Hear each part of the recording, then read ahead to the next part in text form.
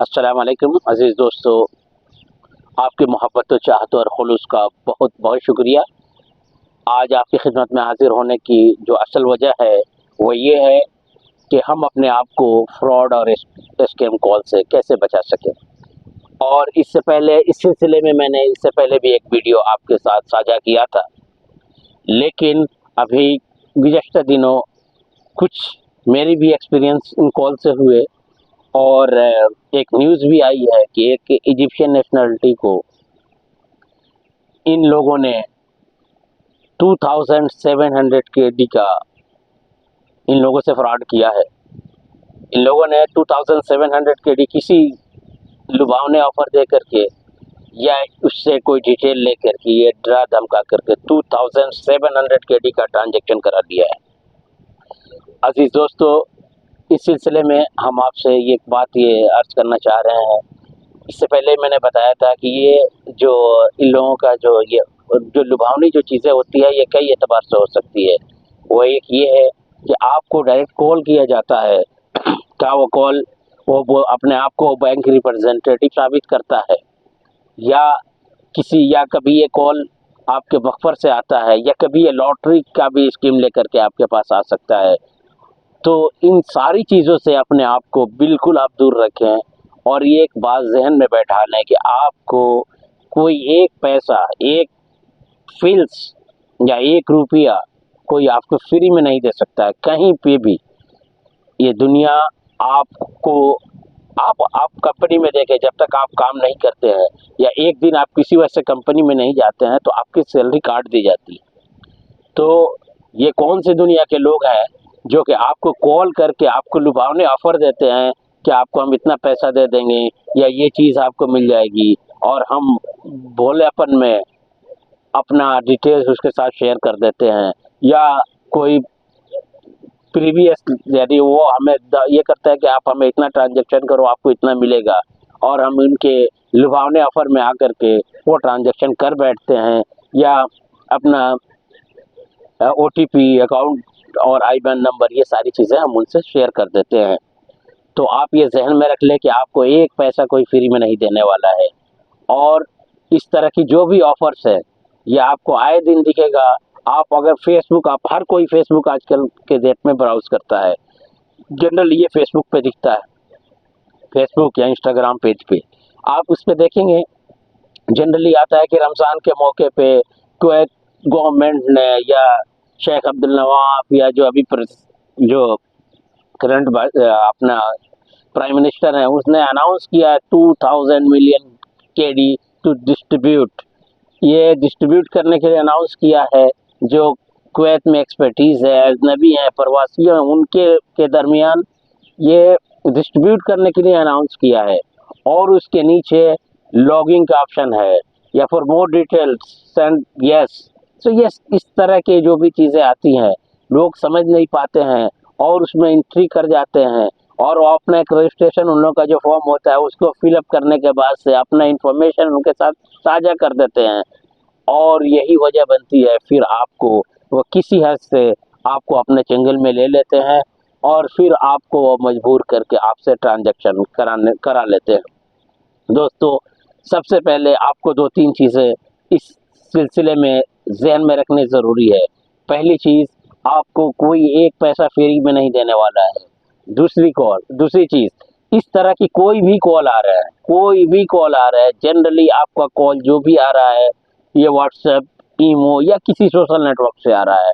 अगर आपको कोई कॉल करके बोल रहा है मैं NBK, gulf bank, Verba bank या इन किसी भी बैंक से वो कॉल किया है आपको, और उसका कॉल आपके पास जो आया है ये व्हाट्सएप कॉल है या किसी सोशल नेटवर्क से है, तो आप बिल्कुल कोई इन्फॉर्मेशन उसको शेयर ना करें। सीधा आप बोलें, आप जो भी बता रहे हो, खा वो मेरा आप एटीएम कार्ड ब्लॉक करने जा रहे हो, या डीएक्टिवेट कर दोगे, या ट्रांजैक्शन ब्लॉक कर दोगे। इन सारी चीज़ों के लिए आप जो मुझे इन्फॉर्मेशन दे रहे हो, मैं आपके साथ कोई चीज़ शेयर नहीं करने वाला हूँ। मैं अपने नज़दीकी ब्रांच में जाऊँगा या अपने हेड ऑफिस में जा कर के हम इसे अपडेट करा लेंगे। इसलिए कि जनरली ये कॉल आदि से नहीं करते हैं, लेकिन हमारे साथ जो एक्सपीरियंस हुआ है, मुझे 2 बार ऐसा हुआ है कि 2700 केडी का मोबाइल नंबर से भी कॉल आया था जिसके लास्ट में 94 नंबर था, और वो मुझे धमकी दे रहा था कि तुमने अपना सिबिल आईडी अपडेट क्यों नहीं कराया है, इसलिए कि, और वो बैंक बताया था, सीबीके बैंक बताया था कि सीबीके बैंक से मैं बोल रहा हूँ। जब मैंने उसे बोला कि मेरा कोई अकाउंट सीबीके में है ही नहीं, फिर वो मेरा फ़ोन डिस्कनेक्ट कर दिया।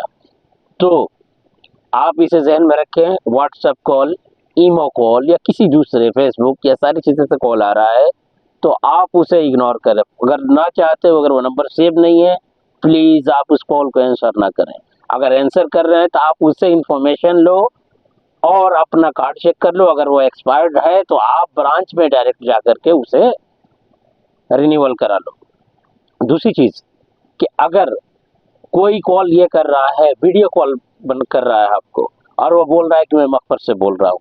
अभी हमारे एक साथी के पास लास्ट वीक एक कॉल आया, वो सो रहा था, हमारा रूममेट था, वो सो रहा था, लेकिन जैसे वो कॉल आया, उसने वो कॉल मैंने लिया। उसने, वो सो रहा था, वो सो करके उठा और उसे वो डांटने लगा। फिर वो हमें कॉल मुझे दिया गया, तो जब मैं उससे बात करने लगा, सबसे पहले चीज़ कि वो कॉल जो था वो व्हाट्सएप से था।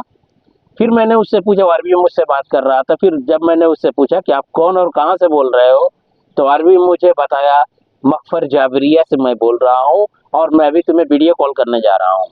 मैंने उससे सीधा ये पूछा कि आप मकफर जाबरिया से बोल रहे हो तो व्हाट्सएप कॉल क्यों किए हो और वीडियो कॉल क्यों करने जा रहे हो? तो मुझे ये पूछना था, जैसे कि आप व्हाट्सएप कॉल क्यों किए हो, क्या आदि नंबर बफर में नहीं है? तो उसने मेरा फ़ोन डिस्कनेक्ट कर दिया। तो मैं इससे पहले भी ये बोला था कि इस तरह के जो भी कॉल आ रहे हैं, आप उसे या तो इग्नोर करने की कोशिश करें, और अगर आप इग्नोर नहीं कर पा रहे हैं तो उससे सवाल करें कि आप आदि से क्यों कॉल कर रहे हो, या आप ये सीधा बोलो कि हमारा अकाउंट उसमें है ही नहीं। और जहाँ तक ये आ रहा, कोई अगर पुलिस वाला कॉल कर रहा है मास्क पहने हुए, या पुलिस यूनिफॉर्म में आपको कॉल कर रहा है पुलिस की वर्दी में, तो यकीन मानिए ये पुलिस नहीं है। पुलिस, कोई भी पुलिस आपको वीडियो कॉल नहीं कर सकती है या आपको व्हाट्सएप कॉल नहीं कर सकती है। तो आप इन चीज़ों का बिल्कुल ख्याल रखें।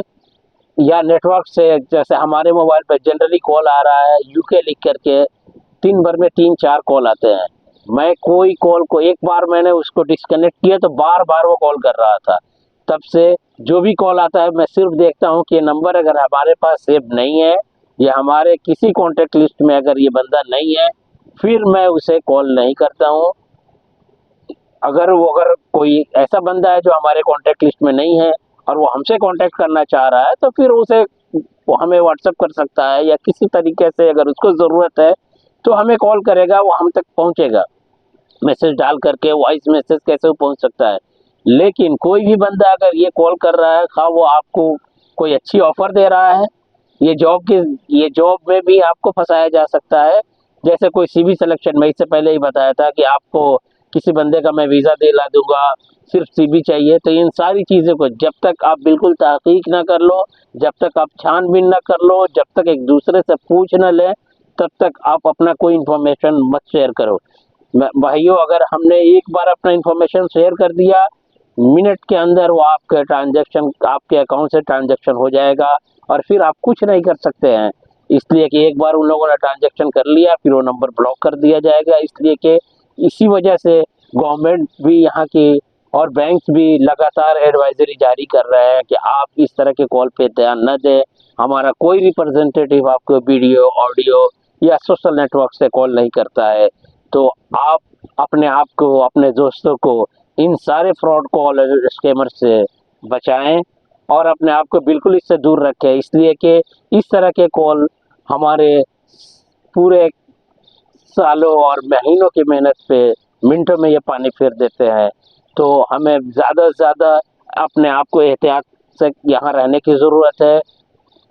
और कभी अगर बसा औकात अगर आपको ज़्यादा फोर्स कर रहा है तो आप उन्हें हमेशा कोशिश करें कि गलत इन्फॉर्मेशन दें। लेकिन एक बार फिर मैं ये कहूँगा कि हमें चाहिए कि हमें उनके साथ कोई भी जो इन्फॉर्मेशन है शेयर ना करें, उनके कॉल को इग्नोर करें, डिस्कनेक्ट कर दें।